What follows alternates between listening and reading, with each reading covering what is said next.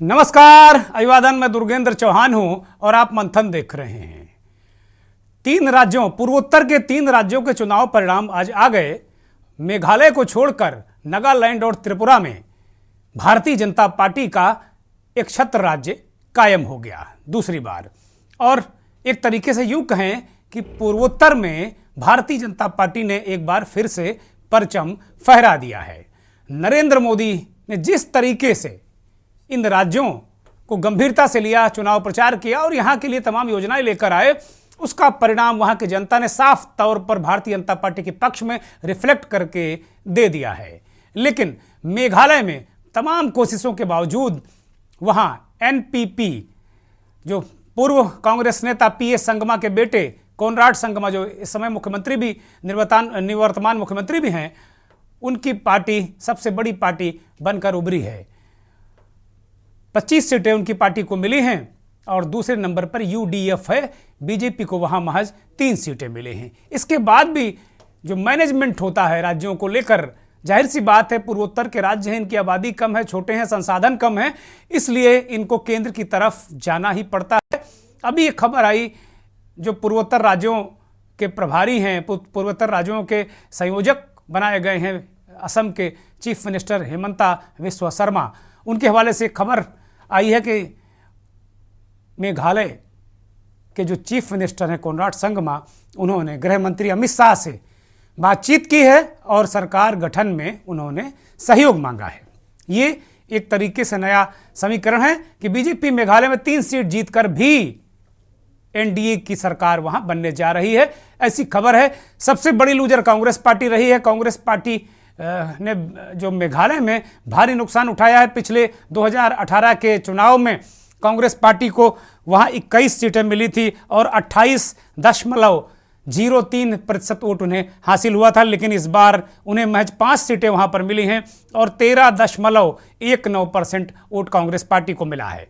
कुल मिलाकर अगर देखा जाए तो ये एक अलग तरीके से गुणागणित नजर आ रहा है। टीएमसी ने भी मेघालय में 5 सीटें जीती हैं और उनका वोट प्रतिशत 10% बढ़ा है। एक अलग तरीके का संकेत, जहां कांग्रेस पार्टी ने त्रिपुरा में खाता खोला है बहुत लंबे समय के बाद, त्रिपुरा में 3 सीटें मिली हैं, यहां तक कहा जा रहा है कि पहली बार उनका खाता खुला है। वहां 3 सीटें त्रिपुरा में उनको मिली हैं काफी समय के बाद। लेफ्ट के साथ गठबंधन में पिछले बार उन्हें कोई सीट नहीं मिली थी, लेकिन वहां उनका वोट प्रतिशत भी बहुत कम था, 1.79 उनका वोट प्रतिशत था। इस बार वोट प्रतिशत उनका लगभग 10% से ज़्यादा बढ़ा है।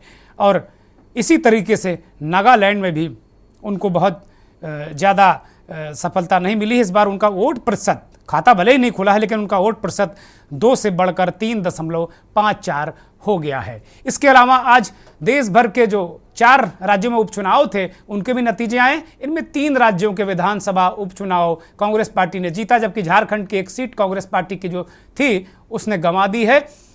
33 साल बाद पुणे की सीट जीती है और 51 साल बाद पश्चिम बंगाल की सीट कांग्रेस पार्टी ने रिटेन की है। इसके भी कोई संकेत, कोई संदेश हैं तो मुझे पता नहीं, अभी विश्लेषकों से पूछेंगे।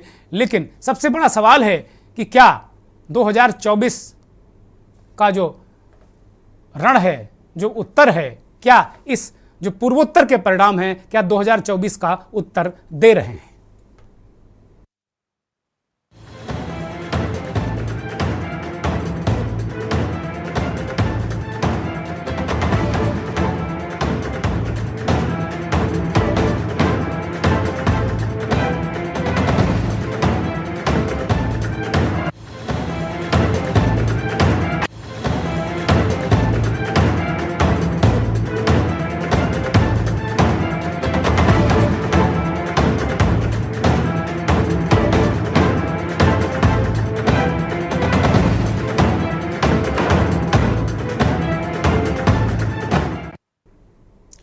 त्रिपुरा और नागालैंड में भारतीय जनता पार्टी ने प्रचंड जीत दर्ज की है। नागालैंड में 37 सीटें भारतीय जनता पार्टी और उसके गठबंधन एनडीपीपी को मिली हैं। एक बड़ी सफलता हासिल की एनडीपीपी के साथ गठबंधन। भारतीय जनता पार्टी का 37 सीटें उनको मिली हैं और यहाँ अदर्स को जो मिली हैं वो 51 सीटें मिली हैं। कांग्रेस पार्टी को यहाँ कोई सीट नहीं मिली, खाता नहीं खुला है।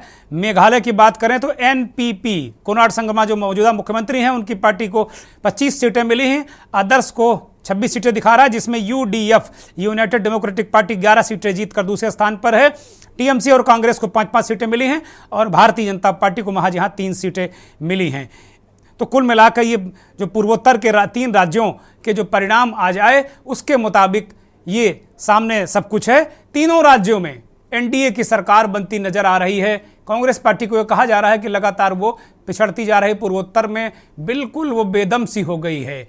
लेकिन इस बीच दिल्ली में भारतीय जनता पार्टी के मुख्यालय में प्रधानमंत्री नरेंद्र मोदी पहुंचे हैं, जेपी नड्डा वहां मौजूद हैं और वो संबोधित कर रहे हैं कार्यकर्ताओं को।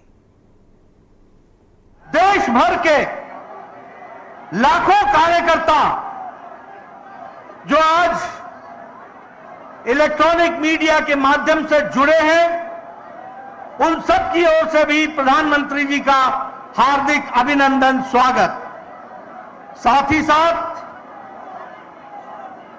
अभिनंदन के साथ जिस तरीके से प्रधानमंत्री जी ने नॉर्थ ईस्ट के अंदर त्रिपुरा में दोबारा सरकार बनाने में जिस तरीके से नेतृत्व दिया है और नागालैंड में भारतीय जनता पार्टी को यशस्वी बनाया और मेघालय में भी वोट परसेंटेज को आगे बढ़ाने में योगदान किया है, मैं आप सबकी ओर से, लाखों कार्यकर्ताओं की ओर से प्रधानमंत्री मोदी जी को इस अथक प्रयास और नेतृत्व के लिए आप सबकी ओर से उनका हार्दिक अभिनंदन और स्वागत करता हूं।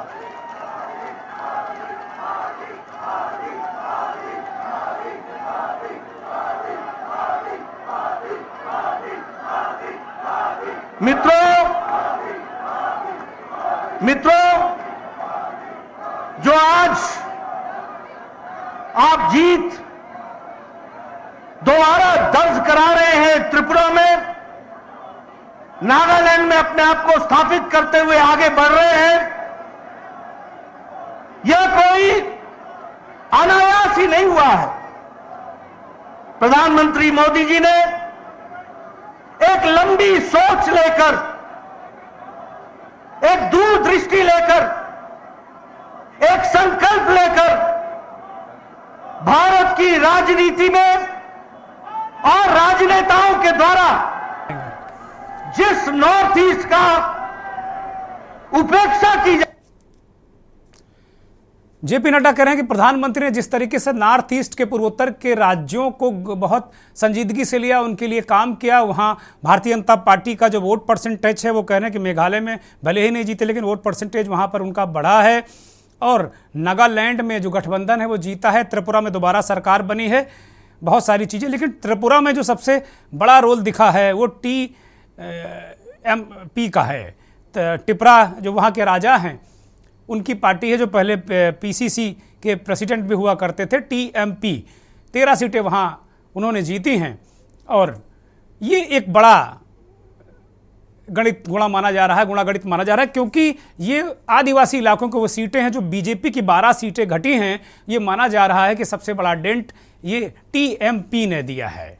टिपरा मोथा पार्टी है। टिपरा मोथा पार्टी एक पहली बार ये चुनाव लड़ी है और 13 सीटें उन्होंने दी हैं। तो अपने आप में 13 सीटें जीतकर उसने एक अलग तरीके के संकेत और संदेश दे दिए हैं। इसी तरह अगर देखें NPP, UDF, TMP, टिपरा मोथा पार्टी, NDPP, तो ये पूरा जो गुणागणित एक तरीके से हम देख रहे हैं, एक नज़रिया ये हो सकता है कि भारतीय जनता पार्टी और उसके एलाई एक छत्र रूप से वहाँ काबिज हुए हैं। लेकिन दूसरा अगर इसका देखने का नज़रिया ये हो सकता है कि जिस तरीके से क्षेत्रीय दलों का वहाँ उदय हुआ, ठीक है, कांग्रेस वहाँ एक तरीके से मृत प्राय है, लेकिन कांग्रेस भी अपनी उसकी दलीलें हैं कि किस तरह उसका वोट परसेंटेज बढ़ा, कहाँ क्या हुआ। लेकिन मेघालय में उनकी सीटें 21 से घटकर महज 5 सीटें रह गई हैं। तो अपने आप में कांग्रेस को एक नए सिरे से वहाँ सोचना होगा। मंथन की शुरुआत करते हैं। हमारे साथ सेवक भट्टाचार्य जी, वरिष्ठ पत्रकार, त्रिपुरा की राजधानी अगरतला से जुड़े हैं। भट्टाचार्य जी, बहुत स्वागत, बहुत धन्यवाद के न्यूज़ को वक्त देने के लिए, आपका बहुत शुक्रिया। रविशंकर रवि साहब, वरिष्ठ पत्रकार, वो भी अगरतला से जुड़े हैं, आपका भी बहुत शुक्रिया, बहुत धन्यवाद रविशंकर रवि साहब। फुरकान अंसारी, अभी हमारे साथ कांग्रेस के पूर्व सांसद, वो जुड़ेंगे, और रवि चौधरी, राज्य उपाध्यक्ष हैं कांग्रेस के, वो भी जुड़ गए हैं। सबसे पहला सवाल सेवक भट्टाचार्य जी से। भारतीय जनता पार्टी, ये कहा जा रहा था कि बहुत मुश्किल में है, बड़ी दिक्कत में है, लेकिन नरेंद्र मोदी जैसा ब्रह्मास्त्र वहाँ पर उन्होंने, जहाँ हर जगह वो इस्तेमाल करते हैं, और नरेंद्र मोदी इस बार भी त्रिपुरा में भी ब्रह्मास्त्र साबित हुए। भारतीय जनता पार्टी कह रही कि भाई अब मोदी के आगे सब बेदम हैं, कोई भी हो। सेवक जी। हाँ, सुनाई दे रहा है ना? हाँ, दर्शक सुन रहे हैं, बोलिए। हाँ, ये 18 में भाजपा त्रिपुरा में सत्ता में आया, उसका पहले CPIM, that means left front, 25 years तक त्रिपुरा का सत्ता में रहा था जी। एंड आफ्टर 25 इयर्स पहले बार, उसका पहले कांग्रेस मेन ओपोजिशन में था। उस टाइम पे भाजपा बिलो 2% था। भाजपा का जो vote share before 2018 only 2% vote share था, बिलो 2% वोट शेयर था। एंड मेन ऑपोजिशन था कांग्रेस जी। कांग्रेस ये सीपीएम के साथ दिल्ली में दोस्ती करता था एंड त्रिपुरा में आके कुश्ती करता था जी। ये लेके जो कांग्रेस का जो मासेस है उनमें बहुत नाराजगी था। 2018 में फर्स्ट टाइम ये लेफ्ट छोड़ के बाकी जो वोटर है उन लोगों का सामने एक ऑप्शन आया, नहीं ये बीजेपी को लेके हम लेफ्ट को हटा सकते हैं सत्ता से। उस हिसाब से वोट दिया, भाजपा सत्ता में आया। बट इस बार 3 साल में थोड़ा बहुत तो एंटी इनकम्बेंसी तो तैयार हुआ, कुछ कुछ चीज के लिए डेमोक्रेसी का नाम पे कुछ कुछ तो हुआ है। But this time Tipra Motha was the main factor. Tipra Motha आज भी Tipra Motha one of the prime factor. Tipra Motha ये वोट जो डिडक्ट किया सीपीएम का वोट, बहुत सारा वोट तिप्रामोथा में चला गया जी। ये तिप्रामोथा में चला जाना से बीजेपी का विन ओवर करना बहुत आसान हुआ। And Delhi BJP and Hemant Biswa Sharma जो स्ट्रेटेजी लिया, ये बहुत, ये त्रिपुरा का इलेक्शन के लिए बीजेपी को विन ओवर कराने के लिए ये बहुत दमदार साबित हुआ। आप ये कहना चाह रहे हैं कि जो तिप्रामोथा पार्टी वहां खड़ी हुई उसके पीछे बीजेपी और हेमंत बिश्व शर्मा है, ये कहना चाह रहे हैं आप? नो, ऐसा नहीं है। बट तिप्रामोथा के साथ अलायंस होगा क्या नहीं, ये जो है, अगर अलायंस करता तो सीपीएम का जो वोट शेयर तिप्रामोथा में गया वो वोट शेयर सीपीएम में वापस चला जाता। तिप्रामोथा को के साथ अलायंस नहीं किया बीजेपी ने, ठीक है। इसका मतलब है सीपीएम का जो वोट शेयर तिप्रामोथा में रह गया, एज ए रिजल्ट बीजेपी को बहुत सारा। भट्टाचार्य जी, कम से कम बीजेपी का भी 11-12 सीट घटा है, बीजेपी का भी 11-12 सीट घटा है। बीजेपी का 11 सीट नहीं घटा, ये बीजेपी का एलाई था आईपीएफटी। आईपीएफटी का 8 सीट था, ये 8 सीट में जस्ट 1 सीट आईपीएफटी ने ले पाया इस बार। ये आज भी बीजेपी के साथ है। बट बीजेपी का लास्ट ईयर 36 कॉन्स्टिट्यूंसी में बीजेपी ने जीता था। नहीं, टोटल जो नंबर था उनका 44 था उनके अलायंस का, और इस बार वो 33 पे रुक गए। 36 एंड 8, आईपीएफटी का 8, बीजेपी का 36 तो था। कुल मिला के जाएगा तो हिस्से बीजेपी के। अगर कहीं बीजेपी जीत रही है तो ये कहा जा रहा है कि भाई वो बीजेपी उसमें सुपर है, और हार रही है तो फिर उसको कैसे हम दे सकते हैं? एक मैं रोकूंगा आपको, एक ब्रेक का इशारा है, मैं ब्रेक लूंगा और ब्रेक के बाद जब लौटूंगा तो उसके बाद बहुत सारे समीकरण हैं और प्रधानमंत्री नरेंद्र मोदी को भी सुनना बड़ा लाजमी होगा। वो भारतीय जनता पार्टी के दिल्ली मुख्यालय में मौजूद है, मुझे लगता है थोड़ी देर में संबोधित करेंगे कार्यकर्ताओं को। कुल मिलाकर अगर देखा जाए तो अभी सेवक भट्टाचार्य साहब हमारे साथ, वरिष्ठ पत्रकार अगरतला त्रिपुरा की राजधानी से जुड़े हैं, वो कह रहे हैं कि अगर तिप्रामोथा पार्टी अगर बीजेपी से अलायंस हो जाता तो मुझे लगता बीजेपी नुकसान में रहती, उनका ऐसा मानना है। और वहाँ के जो रणनीतिकार हैं हेमंता बिस्व शर्मा, पूर्वोत्तर मामलों के संयोजक हैं भारतीय जनता पार्टी के, उन्होंने बहुत एक चाल चली और जो भारतीय जनता पार्टी की सरकार वापसी में बहुत बड़ी भूमिका अदा की। मैं रविशंकर रवि साहब के पास जाऊंगा, वरिष्ठ पत्रकार हैं, अगरतला से जुड़े हुए हैं। रविशंकर रवि जी, सेवक भट्टाचार्य जी ये बात कह रहे हैं, बड़ी महत्वपूर्ण बात वो कह रहे हैं कि भाई ये एक रणनीतिक, भारतीय जनता पार्टी ने एक रणनीतिक गोटे बिछाए और उसमें वो सफल हो गई। अभी मैं देख रहा हूँ लगातार ये कहा जा रहा है, नेशनल मीडिया पर सारी जगह यही खबर है कि ये जो पूर्वोत्तर में आज भारतीय जनता पार्टी की सफलता है, लोग यहाँ तक मैं देख रहा हूँ कि तमाम जो न्यूज़ माध्यम हैं, चैनल हैं, वो चला रहे हैं कि 2024 का उत्तर पूर्वोत्तर। तो ये क्या 2024 का इसको सेमीफाइनल मान लिया जाए? नहीं, ये सेमीफाइनल नहीं हो सकता है, क्योंकि जिन राज्यों में चुनाव हुए हैं, त्रिपुरा से लोकसभा के लिए 2 सीट है, मेघालय से 2 सीट है और नागालैंड से 1 सीट है। सिर्फ 5 सीट है लोकसभा के लिए, अगर आप राष्ट्रीय स्तर की बात करें।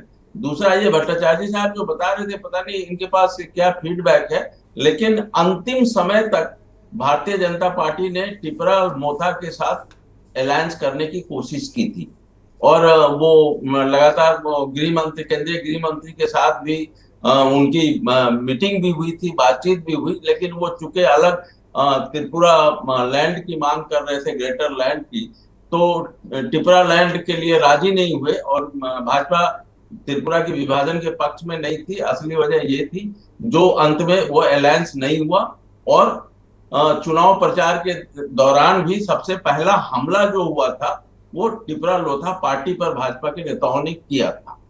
देखिए, त्रिपुरा में भाजपा की स्थिति बहुत ही आपस में इतने ज्यादा गुटिया संघर्ष हो रहे थे। रवि जी, माफी के साथ मैं आपको रोक रहा हूं, जरा प्रधानमंत्री को 2 मिनट सुन लेते हैं। वो जश्न जो मनाया जा रहा है भारतीय जनता पार्टी कार्यालय दिल्ली में, मुख्यालय में, उसमें वो बोल रहे हैं प्रधानमंत्री नरेंद्र मोदी।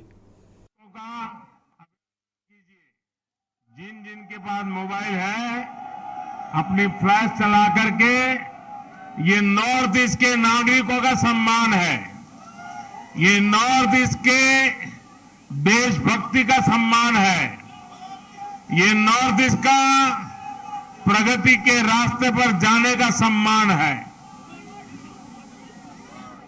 ये नॉर्थ ईस्ट के लोगों के सम्मान में आपने जो ये मोबाइल फोन के माध्यम से प्रकाश फैलाया है, ये प्रकाश उनके सम्मान में है, उनके गौरव में है। आपका मैं धन्यवाद करता हूं।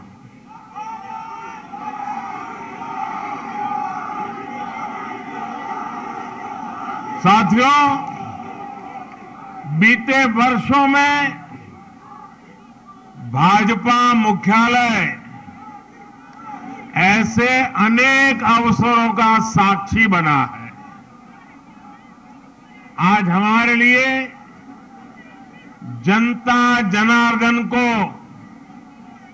विनम्रता से नमन करने का एक और अवसर आया है।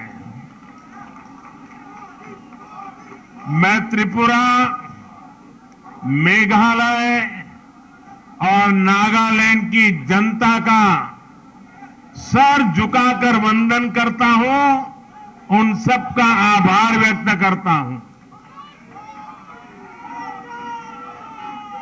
इन राज्यों की जनता ने बीजेपी और हमारे साथी सहयोगियों को भरपूर आशीर्वाद दिया है।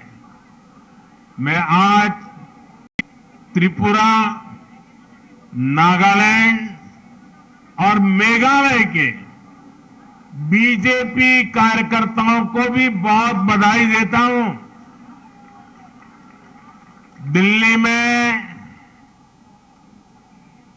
या हमारे अन्य इलाकों में बीजेपी का काम करना उतना कठिन नहीं है जितना नॉर्थ ईस्ट में है।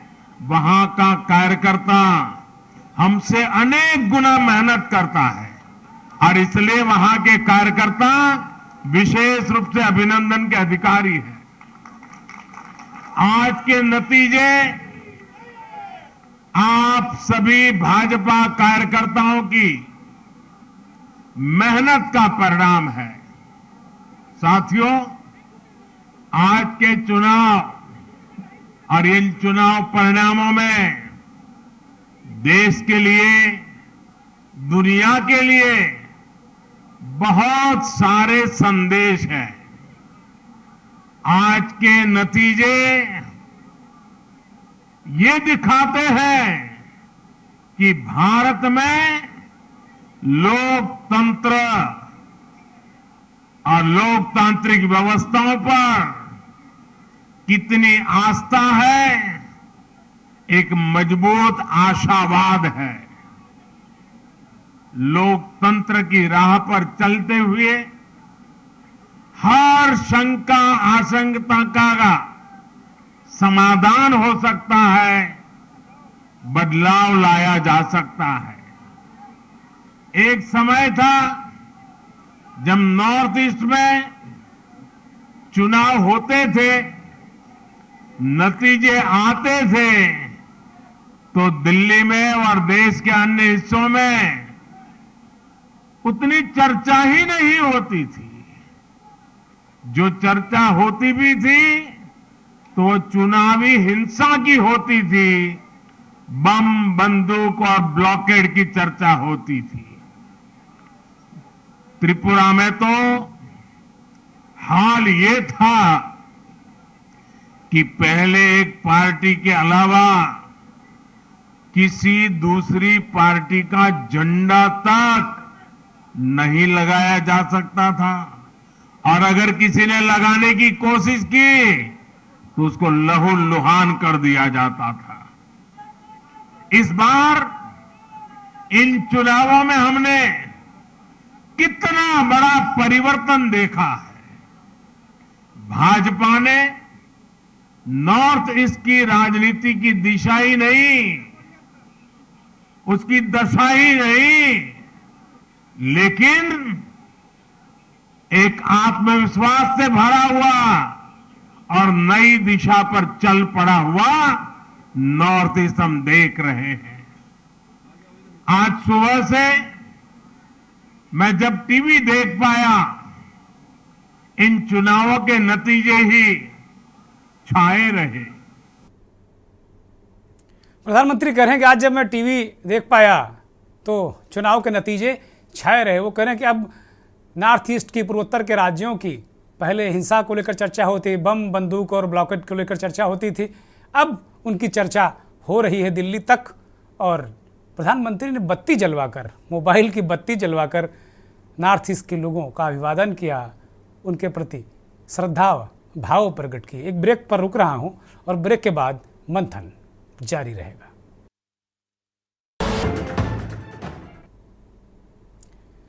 वास्तव में अभी रविशंकर रवि साहब, वरिष्ठ पत्रकार, कह रहे थे कि भाई इसको आप सेमीफाइनल नहीं मान सकते। 2024 का जो मैं देख रहा हूँ नेशनल मीडिया में तमाम इस तरह खबरें चल रहे हैं कि 2024 का उत्तर पूर्वोत्तर कैसे हो सकता है 2024 का उत्तर? वहाँ तो 5 सीटें हैं लोकसभा की, और बहुत सारी बातें और भी देखने को मिली हैं। पूरे देश में जो उपचुनाव हुआ है, 4 उपचुनाव, उसमें 3 कांग्रेस भी जीती है, तो बहुत सारे समीकरण अभी चलेंगे, ऊंचे बढ़ेंगे, आ जाएंगे, आएंगे। इस बीच एक और महत्वपूर्ण घटनाक्रम है। ममता बनर्जी ने कह दिया है कि वो 2024 का चुनाव जनता के साथ एक तरीके से कोलैबोरेट करके लड़ेंगी। वो जनता के साथ उनका गठबंधन होगा, वो किसी दल के साथ गठबंधन नहीं करेंगी, यानी वो अकेले चुनाव लड़ेंगी। बड़ी घोषणा उनकी है।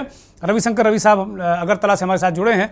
रवि जी, आप बड़ी महत्वपूर्ण बात कह रहे थे वहाँ को लेकर, टिपरा मोथा पार्टी को लेकर, और कई जो गठबंधन है उसको लेकर, और वहाँ बीजेपी क्या सीएम बदलना, जैसे गुजरात में सीएम बदला, अन्य राज्यों में उन्होंने सीएम बदला, क्या ये एंटी इनकम्बेंसी का जो मसला है उसको कहीं ना कहीं काउंटर कर ले जाती है क्या बीजेपी? अनम्यूट करिए रवि जी।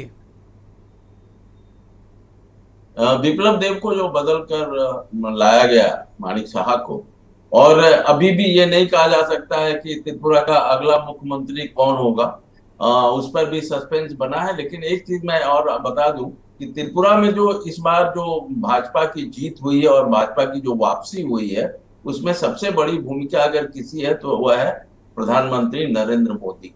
जी पूरा का पूरा त्रिपुरा का चुनाव नरेंद्र मोदी के नाम पर लड़ा गया है, क्योंकि इनके अंदर कई गुट थे। सच तो यह है कि भाजपा संगठन के अंदर के 3 नेताओं का गुट था, और लेकिन उसमें जो रणनीति बनी, डॉक्टर हेमंत बिस्वा शर्मा, केंद्रीय गृह मंत्री अमित शाह जी ने, इन लोगों ने जो बैठकर वहां पर एक रणनीति बनाई, एक वहां पर, और उसको कारगर करवाया। इसके साथ ही नरेंद्र मोदी जी ने जो चुनाव प्रचार में जिस ढंग से बात की, और एक चीज तो देखिए स्पष्ट है, आप सहमत हो ना हो, पूर्वोत्तर में नरेंद्र मोदी की एक अपनी अलग इमेज है, और इसलिए पूर्वोत्तर के लोग उनको पसंद करते हैं, क्योंकि कई मामलों में वो पूर्वोत्तर के ब्रांड एम्बेसडर की तरह हो जाते हैं। चर्चा के दौरान एक चीज और जानकारी दे दूं, जो कि आपके चैनल के माध्यम से, कि नागालैंड के इतिहास में पहली बार 2 महिलाएं चुनकर आई हैं। आज तक वहां के विधानसभा में कभी एक भी महिला चुनकर नहीं आई थी। यह एक नए राजनीतिक परिवर्तन, वहां की नारी शक्ति को प्रणाम। मैं मेरे एजेंडे में था ये बताना शायद, लेकिन आपने बता दिया, बहुत अच्छा किया, बहुत साधुवाद आपका, धन्यवाद जी। इससे ये पता चलता है कि नागालैंड का जो समाज है उसमें किस तरह का बदलाव आ रहा है। लेकिन लंबे समय तक नागालैंड कबीलाई सभ्यता में जीता रहा, और उस हद वो मानसिकता अभी भी वहां के समाज में बहुत तक थी। वहां के सामाजिक संरचना में महिलाओं का महत्वपूर्ण महत्व है। हर कार्यक्रम में, हर समारोह में बिना महिलाओं के वो नहीं हो सकता है। उनकी सामाजिक स्थिति बहुत ही मजबूत है। बावजूद इसके जब राजनीतिक प्रतिनिधित्व की बात आती है तो उनको किनारे कर दिया जाता है, क्योंकि जो कबीले का मुखिया होता है वो पुरुष होता है। और यही नहीं, काउंसिल के चुनाव में, और इसके लिए वहां की महिलाएं लंबे समय से आंदोलन भी कर रही थी। दूसरा ये हुआ कि नेफ्यू रियो की जो पार्टी है एनडीपीपी, और उसके साथ जब भाजपा ने मिलकर वहां पर पिछले बार भी जब सरकार बनाई और इस बार भी गठबंधन किया और इस बार भी बेहतर प्रदर्शन दिया, तो नागालैंड में लगातार इस तरह के मजबूत सरकार की जरूरत है अगर नागालैंड के हर व्यक्ति को मेन स्ट्रीम में शामिल करना है। क्योंकि दूर दुर्गम इलाके में लंबे समय तक उग्रवाद की वजह से कोई विकास काम नहीं हुआ, करना भी चाहे तो नहीं हो पाता था। नागालैंड की राजधानी कोहिमा और दीमापुर जाने में 5-6 घंटे लगते थे, अब 1.5 घंटे लग रहे हैं। तो इसलिए नागालैंड के लोगों ने इतना बड़ा मैंडेट जो दिया है, क्योंकि उनको लगता है कि प्रधानमंत्री नरेंद्र मोदी के रहते हुए नागालैंड का बहुत कुछ हो सकता है। करप्शन अभी भी है, नॉर्थ ईस्ट के कई राज्यों में अभी भी करप्शन है, लेकिन नरेंद्र मोदी सरकार की सबसे खासियत यह है कि उनको परफेक्शन चाहिए। वो लोगों से बोलते हैं कि भाई इस योजना के लिए हमने मंजूरी दी थी, वो योजना कब पूरी होगी। यही वजह है कि पूर्वोत्तर राज्यों में कई योजनाएं समयबद्ध तरीके से, ये बड़ी बात है। रवि जी ने बहुत बड़ी बात कही। फुरकान अंसारी साहब, पूर्व सांसद, हमारे साथ जुड़े हुए हैं बिहार से। फुरकान साहब, ये काम वास्तव में ये पूर्वोत्तर को एक तरीके से देश से कटा हुआ ही माना जाता था, कहीं कोई सुध ही नहीं लेता था। नरेंद्र मोदी भी कह रहे थे कि पूर्वोत्तर की चर्चा, पूर्वोत्तर के चुनाव की चर्चा बम, बंदूक और ब्लॉकेट के रूप में होती थी, और आज देखिए दिल्ली में जश्न मन रहा है। मोबाइल की बैटरी की टार्च जलाकर जश्न लोग मना रहे हैं, शुभकामनाएं वहाँ के लोगों को दे रहे हैं, नरेंद्र मोदी जी बधाई दे रहे हैं। वो कह रहे हैं कि आज मैं पूरे दिन टीवी में 1-2 बार मैंने जब देखा तो यहाँ के पूर्वोत्तर के चुनाव की चर्चा होती रही। और अभी रविशंकर रवि साहब ने बड़ी महत्वपूर्ण बातें कही कि वहाँ बदलाव कैसे आ रहा। जो 6 घंटे में जूरी लोग तय करते थे वो 1.5 घंटे में तय कर रहे हैं। आपकी सरकार बहुत दिनों तक केंद्र में रही है, ये काम आप भी कर सकते थे, और आपको तो बिल्कुल नमस्ते कर लिया है पूर्वोत्तर ने।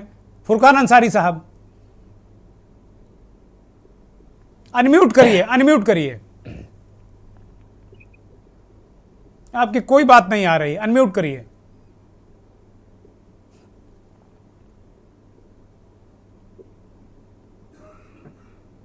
सहमत हूं, लेकिन हमारे समय में जब कांग्रेस का जो पुराना इतिहास रहा है उस समय और अभी में फर्क है।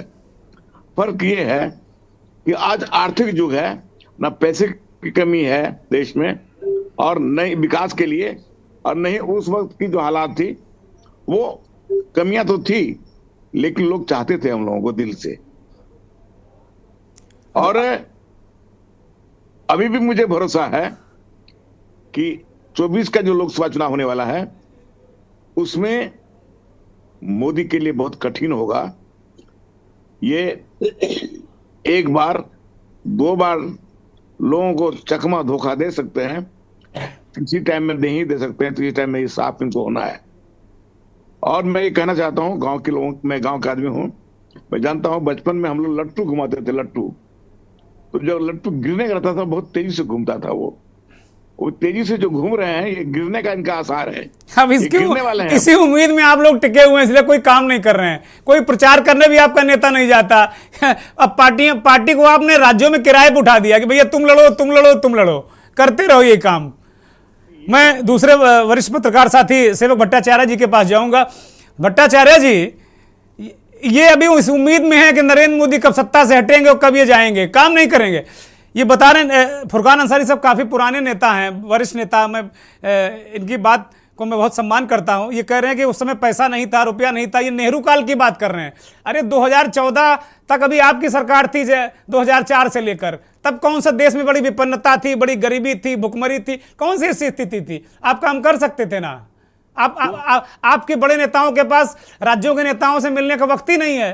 हेमंता बिस्वा शर्मा ने कहा था कि मैं राहुल गांधी से मिलने गया था, वो कुत्ते को बिस्किट खिला रहे थे। कैसे काम चलेगा? सेवक भट्टाचार्य जी, कांग्रेस को आप क्या मानते हैं? पूर्वोत्तर में मिट गई कांग्रेस, दम निकल गया कांग्रेस, क्या स्थिति है, क्या उसकी समस्या क्या है वहां पर? स्थानीय से लोगों से मिलते हैं, ऐसी बात नहीं है। सेवक भट्टाचार्य जी, हाँ, एक्चुअली नॉर्थ ईस्ट में त्रिपुरा का लोकसभा में, मेघालय का 2 सीट है जी। ऐसे ऐसे करके ये नॉर्थ ईस्ट को अगर 7 सीट या 7 स्टेट और 8 स्टेट में आप बांटे तो बहुत छोटा छोटा है। असम छोड़ के बाकी सब 1 और 2 सीट है, बट पूरा मिला ले तो ये 25 सीट हो जाता है जी। ये 25 सीट का जो रीजन है, ये इंडिया का बहुत सारा स्टेट है, इवन केरला जैसा स्टेट है, उससे भी बड़ा ज्यादा सीट है नॉर्थ ईस्ट में जी। ये अगर 1 स्टेट का माफिक देखे एंड 25 सीट लोकसभा का ये लेके अगर काम करे तो बीजेपी को फायदा हो सकता है अगले लोकसभा चुनाव में। इसलिए उत्तर पूर्वांचल उत्तर देगा ऐसा कुछ सुझाव आया है। ये लेके उत्तर पूर्वांचल में एक्टिस्ट लोकिस्ट पॉलिसी से एक्टिस्ट पॉलिसी, जो साहब ने रविशंकर साहब ने अभी जो बताया, जे नॉर्थ ईस्ट में जो काम हो रहा है वो काम अच्छा हो रहा है, वो काम बहुत अच्छा हो रहा है। अगरतला का पीपल, त्रिपुरा का पीपल कभी सोच भी नहीं सकता था यहां से अगरतला से राजधानी दिल्ली तक जाएगा ट्रेन अभी 8-9 ट्रेन वो पूरा इंडिया में अगरतला से जा रहा था। मैं जब छोटा नहीं, मैं बहुत बड़ा हो गया था आज से 15 साल 20 साल पहले त्रिपुरा अगरतला कभी रेल लाइन देखा नहीं था, but between this time mainly Deve Gowda का समय से यहाँ पर रेल लाइन आया। बट जो ये रेलवे का जो फ्लो आया वो मोदी जी का जो गवर्नमेंट आया तब से आया।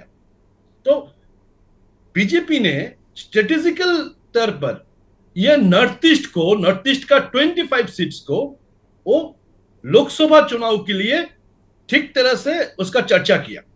ठीक बात है, ठीक बात। मैं कांग्रेस के नेता, हमारे साथ दूसरे नेता दिल्ली से जुड़े हैं, रवि चौधरी जी। रवि चौधरी जी, बहुत अच्छी बात कही, बहुत वरिष्ठ पत्रकार साथी हैं सेवक भट्टाचार्य जी, अगरतला से जुड़े हुए हैं। इसीलिए आज मैंने नॉर्थ ईस्ट के पत्रकारों को भी आज इसीलिए खास तौर पर बुलाया है कि कम से कम वो सही बातें बता पाएं, क्योंकि दिल्ली में बैठे लोग बहुत हवाई बातें करते हैं। मैं सारे लोग नहीं कहता, लेकिन ज़्यादातर लोग हवाई बातें करते हैं, उनको पता नहीं कि नॉर्थ ईस्ट में हो क्या रहा है। रवि चौधरी जी वो कह रहे हैं कि वो स्ट्रैटेजी बनाकर काम कर रहे हैं, भले ही राजनीति कर रहे हैं, 25 सीटें उनको जीतनी हैं, वो पूर्वोत्तर के जो राज्य हैं उनको एक कंसोर्टियम बना के उन पर टारगेट कर रहे हैं, राजनीति ही कर रहे हैं, अपने लाभ के लिए कर रहे हैं, लेकिन इस लाभ में उनका विकास हो रहा है। और आपकी जब सरकार थी तो आपके नेता, आपके मंत्री सत्ता भोगते थे। जी चौहान साहब, धन्यवाद मुझे समय देने के लिए। 2 मिनट मुझे दीजिए, तसल्ली से कुछ बात बताना चाहता हूँ। अभी हमारी हार हुई है, उसको मैं सबसे पहले स्वीकार करता हूँ कि जनता ने जो मैंडेट दिया वो सर्वोपरि है, हम उसको मानते हैं। लेकिन अभी डिबेट चल रही है, भट्टाचार्य साहब भी अभी थोड़ी देर पहले बता रहे थे कि 2018 तक बीजेपी का 2% वोट था त्रिपुरा में। अब मुझे लगता है जैसी बातें आ रही है रिजल्ट आने के बाद में कि सड़कें बनी है, रेल लाइन उससे पहले नहीं थी अब बनी है, तो सीधा सा सवाल ये उठता है कि जब तक कांग्रेस की सरकार रही या जब तक मैं कहूँ बीजेपी की सरकार नहीं आई, क्या उससे पहले नॉर्थ ईस्ट में सड़क नहीं देखी थी? क्या उससे पहले रेलवे लाइन नहीं देखी थी? क्या उससे पहले स्कूल कॉलेजेस कोई ऐसी चीज थी या नहीं थी नॉर्थ ईस्ट के अंदर? ये सब कुछ 2014 और 2018 के बाद शुरू हुआ है। दरअसल है क्या, सच्चाई क्या है?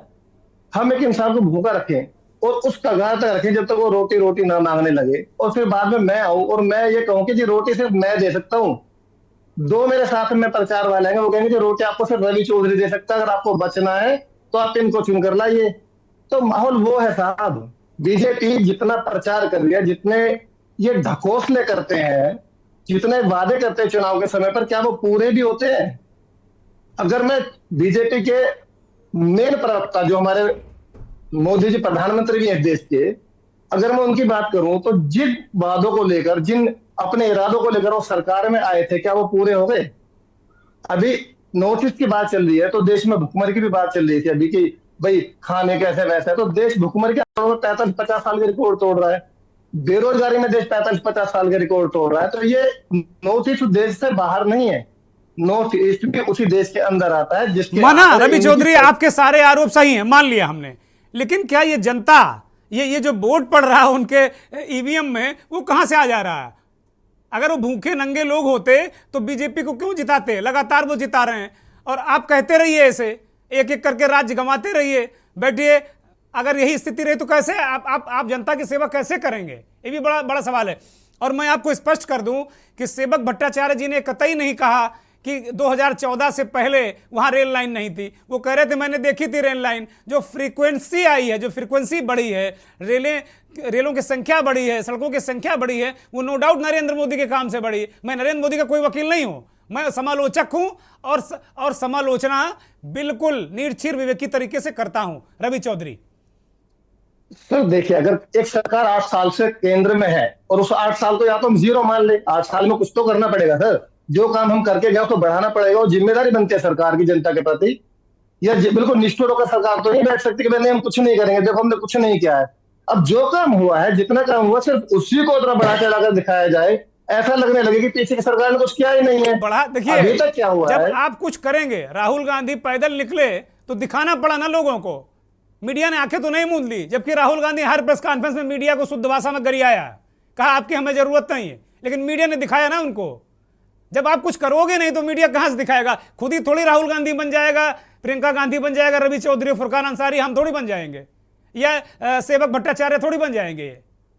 अभी सारे इलेक्शन खत्म होने के ठीक अगले दिन, वोटिंग खत्म होने के ठीक अगले दिन 50 रुपए सीधे सिलेंडर पर बढ़ गए। वो मीडिया वालों ने कितना दिखाया है? अभी उसके लगातार श्रीमान जी, आज मेरे चैनल पे यूट्यूब में जाइएगा और शाम 5 बजे का जनहित शो देखिएगा। पूरे देश से प्रतिक्रिया मंगा के 1 घंटे मैंने चलाया है। जो लोग नहीं चलाते होंगे उनके लिए फरमान जारी करिए। हम पत्रकारिता करते हैं, सेवक भट्टाचार्य पत्रकार हैं, रविशंकर रवि पत्रकार हैं। इसी बीच एक और नए मेहमान संजय सिंह जुड़ गए हैं, चुनाव विश्लेषक हैं। संजय जी बहुत स्वागत, बहुत धन्यवाद। संजय जी कहीं यात्रा में हैं, उसके बावजूद हमारे साथ जुड़े हैं, उनका बहुत आभार। संजय जी, एक चुनाव विश्लेषक होने के नाते नॉर्थ ईस्ट के जो परिणाम आए हैं उनको आप किस रूप में देखते हैं? बड़ा महत्वपूर्ण है आपकी प्रतिक्रिया, संजय सिंह। धन्यवाद। मैं माफी चाहूंगा कि मैं यात्रा में हूं और ट्रेन में हूं और किसी भी तरह से जुड़ पाया हूं।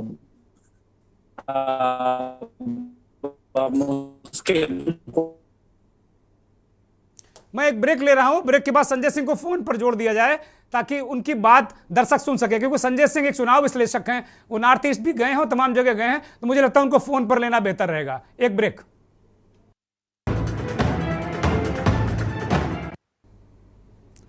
ब्रेक से वापस आ गए हैं और सीधे हमारे साथ संजय सिंह जुड़े हुए हैं फोन लाइन पर, चुनाव विश्लेषक हैं, एडीआर से ताल्लुक रखते हैं। संजय जी बहुत स्वागत, बहुत धन्यवाद आपका। संजय सिंह लगातार यात्रा में हैं, उसके बावजूद हमारे साथ जुड़े हैं, उनका आभार। संजय सिंह, जो पूर्वोत्तर के नतीजे आज आए हैं, प्रधानमंत्री ने भी कहा है कि पूर्वोत्तर को इन नतीजों के बाद एक तरीके से नए नज़रिए से देखा जा रहा है, नए नज़रिए से देखा जाना चाहिए। वो कह रहे हैं कि देशभक्ति और प्रगति का परिचय दिया है पूर्वोत्तर के लोगों ने, और विकास और उनके जो काम हैं उन पर मोहर लगाई है। आप इसे कैसे देखते हैं? Thank you Chauhan sir. मैं माफी चाहूंगा कि मैं ट्रैवल में हूं और आप हमें अच्छे से नहीं, मैं फोनों पे हूं। मैं आपके माध्यम से आपके चैनल के दर्शकों को बताना चाहूंगा कि पूर्वोत्तर के जो आज परिणाम आए हैं और उन परिणामों के आधार पर खासतौर से आपने आज त्रिपुरा को बहुत फोकस किया है। देखिए, त्रिपुरा में 6 महीने पहले जब हम लोग वहां पे यात्रा कर रहे थे और लोगों के साथ बात कर रहे थे, मिल रहे थे, तो ये एक ऐसा स्टेट है जिस स्टेट में एक नैरेटिव पहले से ही बना था कि अगर राज्य में कोई दूसरा दल आ भी जाएगा तो कुछ भी नहीं करेगा, क्योंकि ये सेंट्रल स्पॉन्सर्ड स्कीम के ऊपर ही डिपेंडेंसी है। तो ये जितने भी ये छोटे राज्य हैं, खासतौर से जो सिस्टर स्टेट्स हैं, ये सारे के सारे, अगर आप भारत के राजनीतिक परिदृश्य को पहले भी देखें तो जिन दलों की केंद्र में सरकार थी उन दलों की सरकारें इन राज्यों में रही हैं जी, और जी। क्योंकि यही वहां के वोटर्स ने, जब हम बात कर रहे थे, सारे लोग यही कह रहे थे कि नहीं साहब, हमें तो, क्योंकि हमें पैसे चाहिए, हमें विकास चाहिए, यहाँ आ जाएगा कोई तो केंद्र से पैसा नहीं आएगा। और ये बात बहुत ही सलीके से भारतीय जनता पार्टी के कार्यकर्ताओं ने वहाँ लोगों को बताने की कोशिश करी, लोगों को समझाने की कोशिश की, और लोगों के सामने एक विकल्प के तौर पे और कुछ दिख नहीं रहा था, इसलिए वो इस तरफ गए हैं।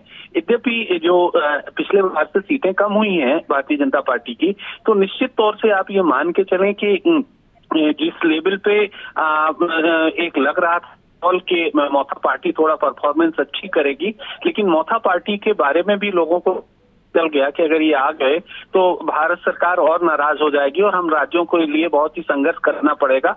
इसलिए वहाँ ये मैं एक खास बात आपके चैनल से मैं बताना चाहूंगा कि जो अगर आप परसेंटेज निकालेंगे तो यूथ वोटर्स है, तो यूथ वोटर है, यूथ वोटर का सबसे ज्यादा परसेंटेज जो है उन्होंने बीजेपी के पक्ष में किया।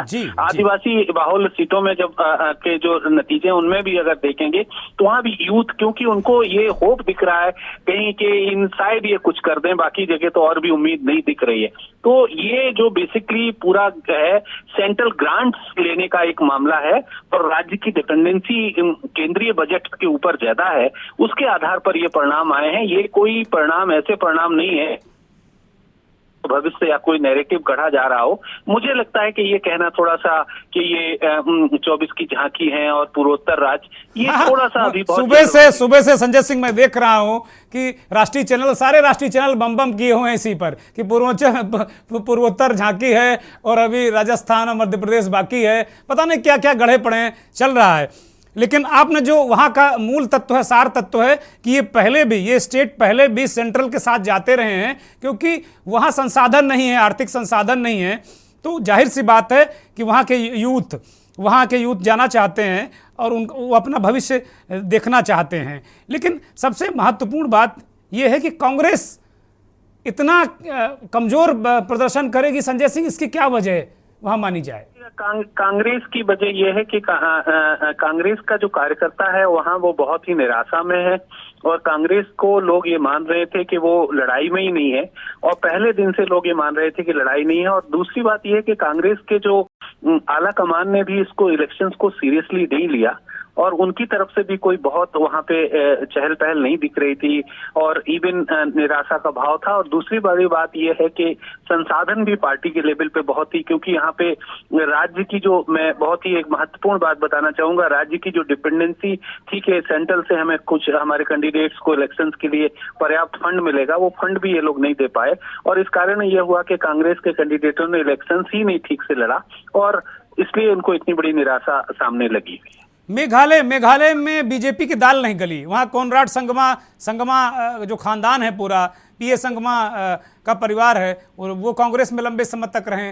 तो ये भी दृष्टिकोण से देखा जाता कि कांग्रेस अगर संगमा परिवार को ही संभाल कर रखती तो शायद अभी पूर्वोत्तर में उसकी जड़ें मजबूत रहती। मेघालय में बीजेपी की दाल ना गलने की वजह क्या है संजय सिंह?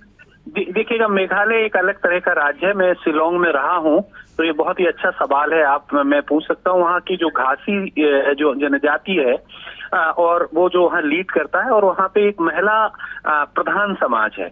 पूरे मेघालय में, क्योंकि वहाँ पे वुमेन डोमिनेटिंग है, वो एक ऐसा स्टेट है जहाँ पुरुषों से महिलाओं की संख्या ज्यादा है। वोटर्स के आधार पर महिलाओं ने ये जान लिया है कि हम जो भाजपा को नहीं देंगे, लेकिन संगमा परिवार की वहाँ छवि बहुत अच्छी है, पहले से भी छवि अच्छी है, और उनके बारे में ये माना जाता है कि वो अभी भी उनका कनेक्ट बहुत अच्छा है। और वो एक चीज अच्छी बात है कि भले वहाँ बीजेपी एलाई रहेगी, लेकिन उन राज्यों में ये जो एक तरह का लिबरल एटीट्यूड है बीजेपी का, और एलआई में जाके वहां पे ये बिल्कुल तरह से जो है संगमा फैमिलीज को काम करने का मौका दे रहे हैं। तो इसलिए वहां पे जो इलाका है उस इलाके का फायदा मिला। दूसरा, ये एकदम बॉर्डर स्टेट है, तो बॉर्डर स्टेट होने के कारण बांग्लादेशियों से ये लोग बहुत परेशान हैं। तो उस कारण से इन लोगों ने जो है बीजेपी को तो नहीं, लेकिन ये कहा कि अगर ये आएंगे तो इनके साथ हमारे राज्य का विकास भी होगा, क्योंकि अलायंस की गवर्नमेंट बन जाएगी और ये लोग हमारे पक्ष में। तो ये वहां पे जो बहुत ही कट्टर सवाल हैं, ये पार्टी नहीं उठाने देगी बीजेपी को, और वो एक तरह से एक अलायंस में चलेगा और लिबरल सरकार रहेगी। संजय सिंह, एक बहुत महत्वपूर्ण और एक अंतिम सवाल आपसे, इस आज के मंथन का बड़ा महत्वपूर्ण सवाल वो भी है। आपने बड़ी महत्वपूर्ण बात कही, बीजेपी को वहां 3 सीटें मिली, लेकिन सरकार एनडीए की कहलाएगी, क्योंकि वो उनकी बॉर्डर समस्या है, उनकी फंड की समस्या है, वो बहुत सारी बातें आपने बड़ी मूल तत्व बताए इस डिबेट में। दूसरा जो मेरा बड़ा सवाल है कि यूडीएफ को दूसरे नंबर की पार्टी 11 सीटें मिली हैं, यूडीएफ का क्या वहां पर बेस है और क्यों? हालांकि संगमा परिवार का एक सदस्य जेम्स संगमा चुनाव हार गए हैं, कोनराड के छोटे भाई हैं वो। देखिएगा, यूडीएफ आगे चल के, मैं आज ये भविष्यवाणी कर दे रहा हूँ आपके चैनल के माध्यम से, कि अगली बार सरकार जब बनेगी तो वहाँ यूडीएफ की ही सरकार बनेगी। यूडीएफ बहुत ही अच्छा ग्रो कर रही है उस इलाके में, और खासतौर से इस राज्य में क्या है कि वो एक फ्रंट बनाने की कोशिश में है, और वो कांग्रेस पारी करेगी। और चलिए, मुझे लगता है कि संजय सिंह ट्रेवल कर रहे हैं ट्रेन में, उनसे संपर्क टूट गया है। मंथन को लेकर एक अंतिम सवाल मैं फुरकान अंसारी, पूर्व सांसद के पास जाऊंगा। फुरकान अंसारी साहब, आपने चुनाव विश्लेषक और जो लंबे समय तक नॉर्थ ईस्ट में रहे संजय सिंह को सुना कि क्या मूल समस्याएं वहां की हैं। मुझे लगता है कि उम्मीद है कि आप कभी जब कभी सत्ता में आएंगे तो आपको याद रहेंगी समस्याएं। फुरकान जी, अनम्यूट करिए। एक तो आपकी समस्या यह है कि आपका नेट नहीं मिलता, दर्शक सुन नहीं पाते आपको।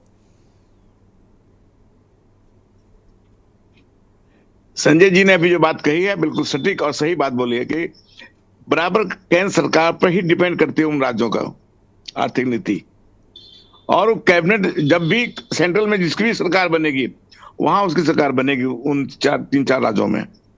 ये आज की बात नहीं है, नेहरू जी के से लेके मनमोहन सिंह के राज तक ये बराबर इस तरह का रहा है।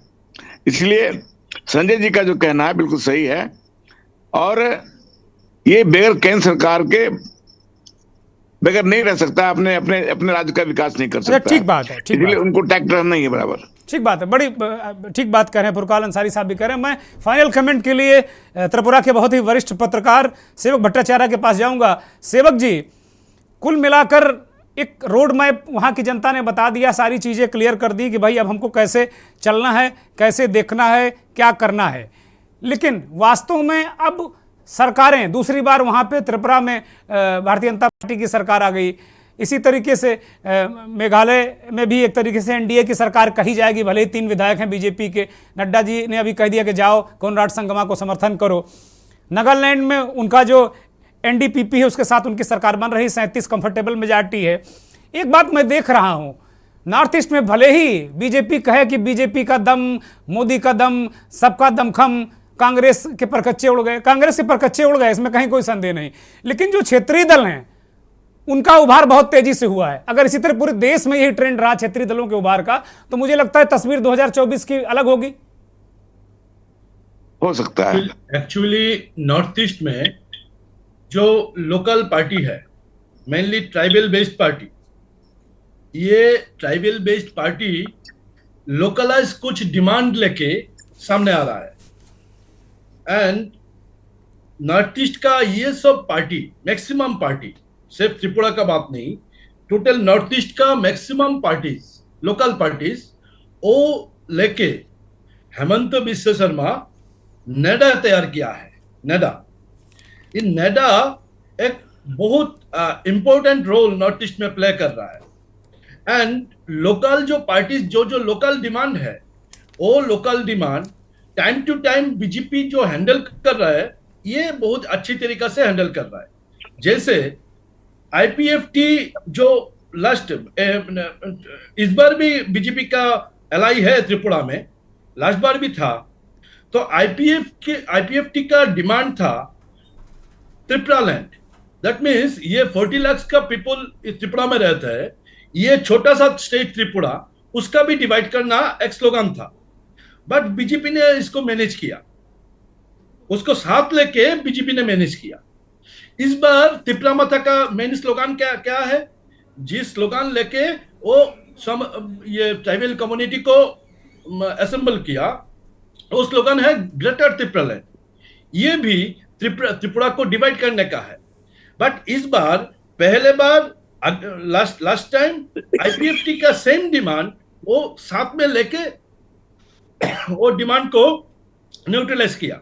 इस बार साथ में नहीं लेके ये स्ट्रेटेजी, पहले जो मैंने बोला था, ये बीजेपी अच्छा स्ट्रेटेजी लिया। इस बार त्रिपुरा माता को साथ में नहीं लेके वो डिमांड को न्यूट्रलाइज कर रहा है। बहुत शुक्रिया, बहुत शुक्रिया। अब वक्त इजाजत नहीं देता, बहुत माफी के साथ में सेवक भट्टाचार्य जी आपका बहुत शुक्रिया, आप जुड़े हमारे साथ। रविशंकर रवि साहब अगरतला से जुड़े, उनका भी बहुत शुक्रिया। दीपक मजूमदार को जुड़ना था, वो नहीं जुड़े, उनका भी शुक्रिया। फुरकान अंसारी साहब पूर्व सांसद कांग्रेस के, रवि चौधरी साहब कांग्रेस के वरिष्ठ नेता, और चुनाव विश्लेषक संजय सिंह हमारे साथ जुड़े, उनका भी बहुत बहुत शुक्रिया। बहुत बहुत धन्यवाद करोड़ों दर्शकों का जो के न्यूज़ को देखते हैं, हमारे इस खास कार्यक्रम मंथन को देखते हैं। बहुत बहुत धन्यवाद, नमस्कार।